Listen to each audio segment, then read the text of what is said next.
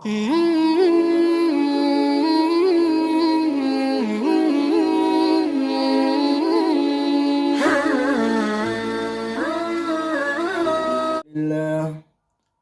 لله وكفى وسلام على عباده الذين اصطفى أما بعد فقد قال النبي صلى الله عليه وسلم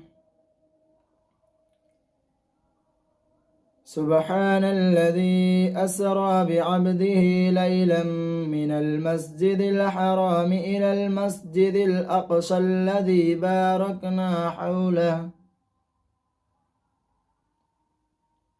صدق اللہ العظیم۔ میرے محترم بزرگوں اور دوستوں اور دینی بھائیوں، اللہ تبارک و تعالی کا احسان و کرم ہوا کہ اس نے ہم سب کو کچھ دیر دین کی باتیں سننے اور سنانے کی توفیق عطا فرمائی۔ مزید کرم ہوا کہ اس نے ہم سب کو مسلمان بنایا، اور مزید کرم ہوا کہ اس نے ہم سب کو انسان بنایا، اور مزید کرم ہوا کہ اس نے ہم سب کو امت محمدیہ میں پیدا فرمایا، اور مزید کرم ہوا کہ اس نے ہمیں اشرف المخلوقات بنایا۔ اللہ تبارک و تعالی کا جتنا بھی شکر ادا کیا جائے اتنا ہی کم ہے۔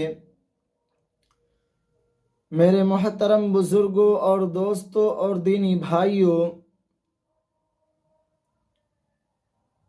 یہ مہینہ جو ہے اسلامی مہینوں کے اعتبار سے رجب المرجب کا مہینہ کہلاتا ہے، یعنی حرمت والا مہینہ کہلاتا ہے، جس میں اللہ تبارک و تعالی نے عبادتوں کا ثواب جو ہے بڑھا دیا ہے، اور مہینوں کے اعتبار سے اس مہینے کی فضیلت کچھ زیادہ بڑھا دیا ہے۔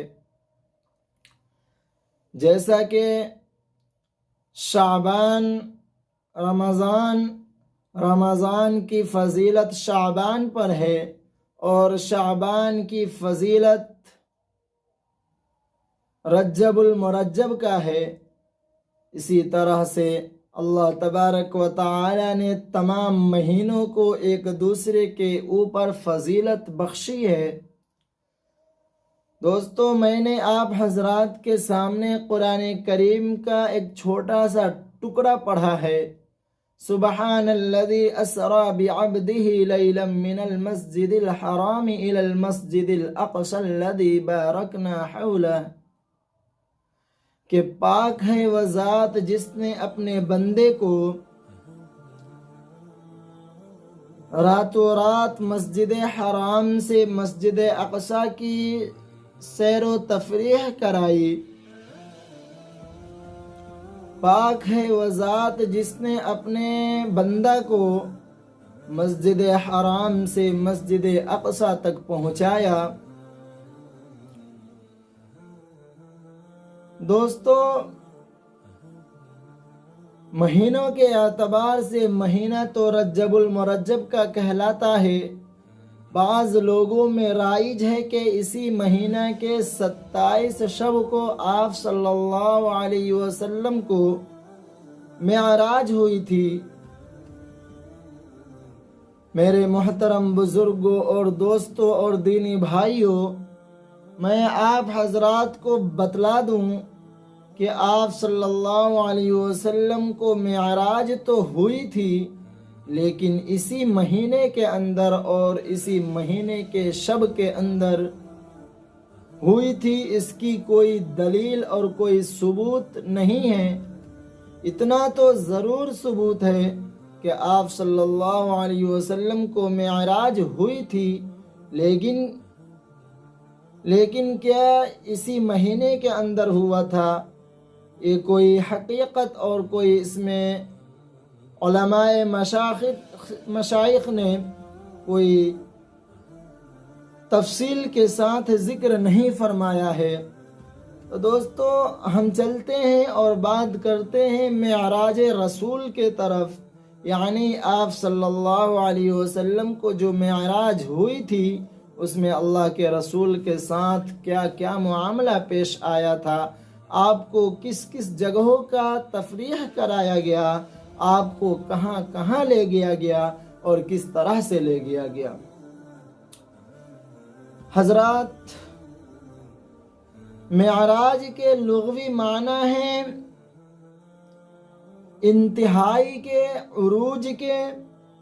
دنیا میں جتنے بھی نبی آئے ہیں تمام نبیوں کو معراج شرف ہوئی ہے، معراج حاصل ہوئی ہے، اور انہیں ان کی شان کے مطابق معراج کرایا گیا ہے۔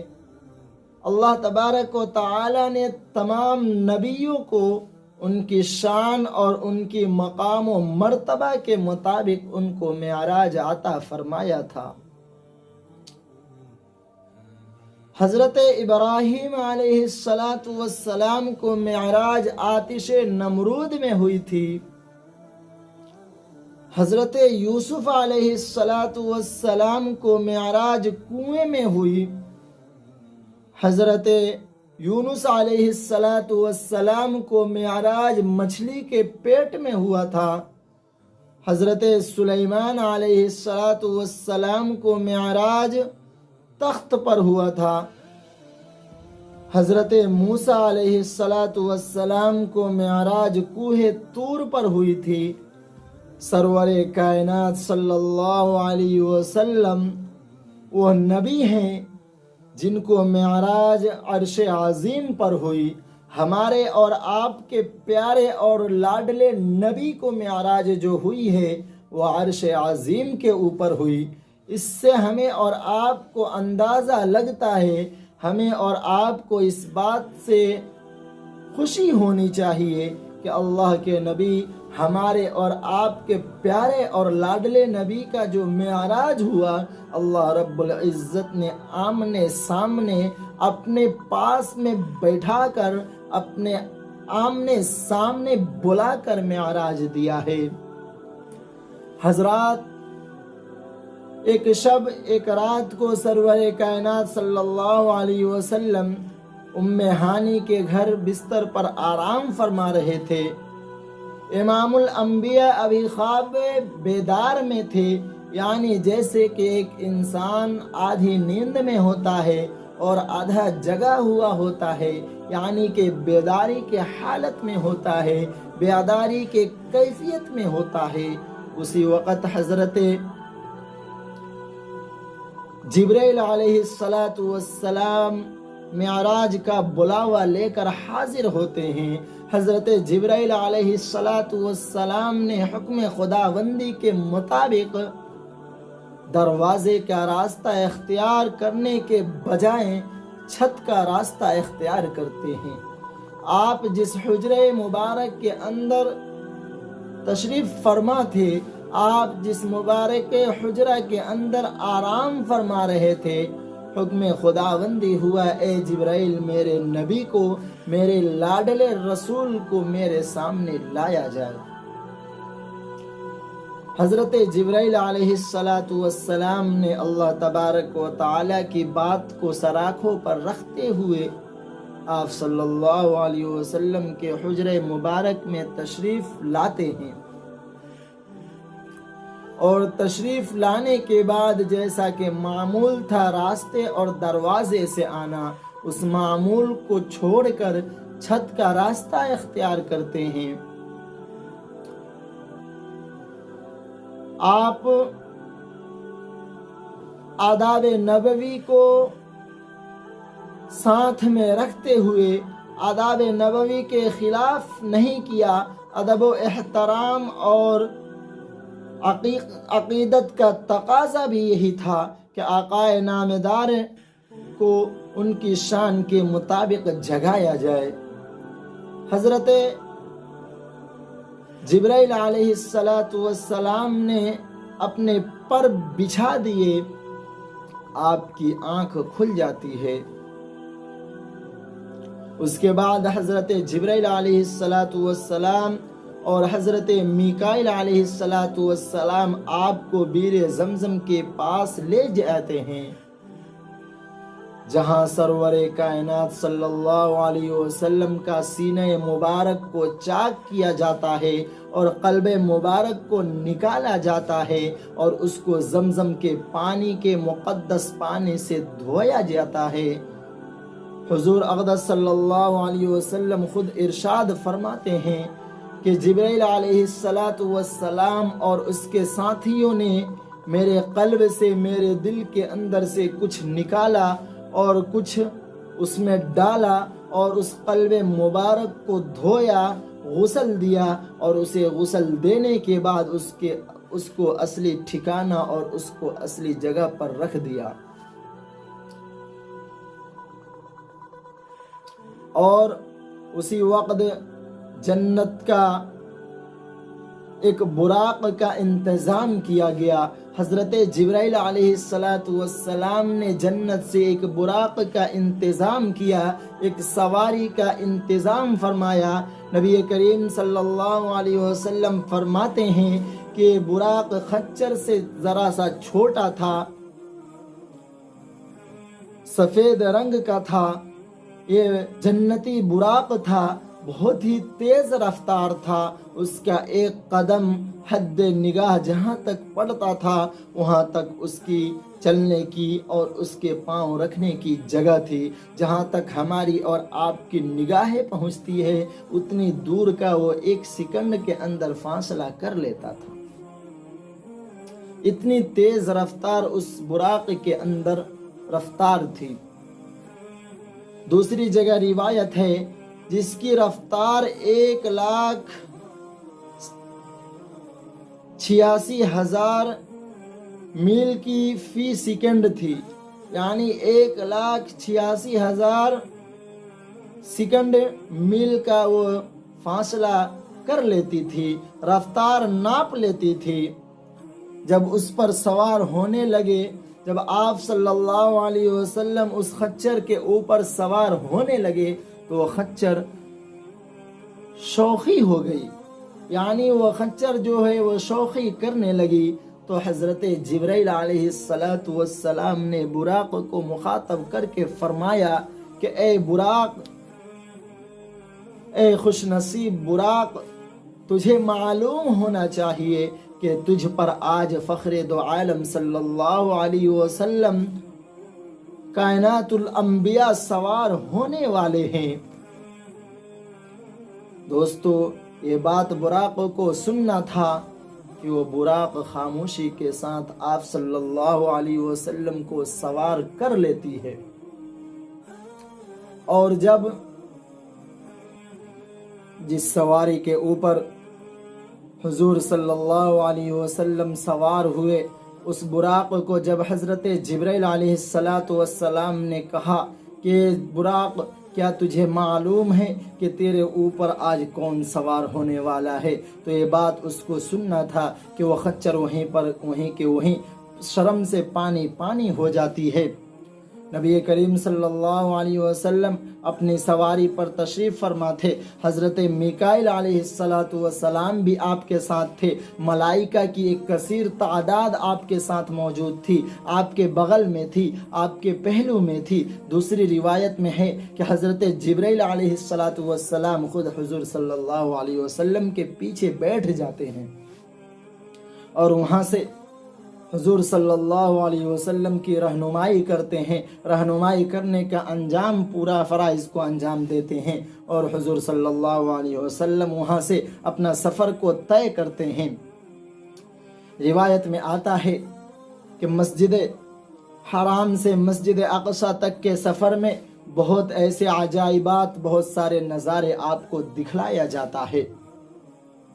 روایت میں آتا ہے کہ ایک جگہ سے آپ کی ایسی جگہ سے گزر ہوتی ہے جہاں کھجوروں کے درخت بکثرت تھے، جہاں پر کھجوروں کے پیڑ بہت زیادہ تھے۔ جبرائیل امین نے کہا کہ آپ یہاں پر نماز پڑھ لیجئے، یہ وہی جگہ ہے جسے یثرب کہتے ہیں، یعنی یہ وہ جگہ ہے جس کو यसरिब के नाम से जाना जाता है, जहां आप हिजरत करके आएंगे, जहां आप हिजरत करेंगे। एक वक्त आएगा जिस वक्त आप हिजरत करके इस जगह पर आप तशरीफ लाएंगे। उसके बाद काफिला रवाना होता है। जिब्राइल अलैहिस्सलाम ने बताया कि हम वादिये सेना के पास आ चुके हैं, वादिये सीना से गुजर रहे हैं, उस जगह आप नमाज पढ़िए। वहां पर भी आप सल्लल्लाहु अलैहि वसल्लम ने नमाज पढ़ी। फिर एक ऐसी जगह से गुजर हुआ जहां पर जिसको शजरे मूसा कहा जाता है। शजरे मूसा के करीब से जब गुजर हुई तो हज़रत जिब्राइल अलैहिस्सलातु वस्सलाम ने कहा कि आप यहाँ भी नमाज पढ़ लीजिए। हज़रत मूसा अलैहिस्सलातु वस्सलाम जिस जगह पर अल्लाह रब्बुल इज़्ज़त से हम कलाम हुए थे, फिर आपका कुछ आगे गुजर हुआ जिसको मदियन के नाम से जाना जाता था। वहाँ पर जहाँ हज़रत शुआइब अलैहिस्सलातु वस्सलाम का मस्कन था, उस जगह से आपका गुजर हुआ। वहाँ भी हज़रत जिब्राइल अलैहिस्सलाम ने रहनुमाई की और कहा कि आप यहाँ पर भी नमाज पढ़ लीजिए।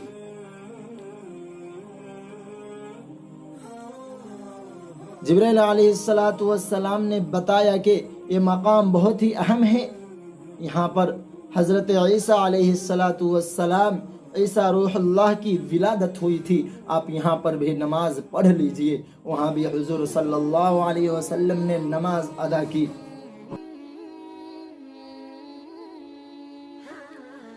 जब इन तमाम जगहों को सफ़र करके आगे बढ़ते हैं तो आप सल्लल्लाहु अलैहि वसल्लम के साथ एक अजीब हालात पेश आता है, एक अजीब सफ़र पेश आता है।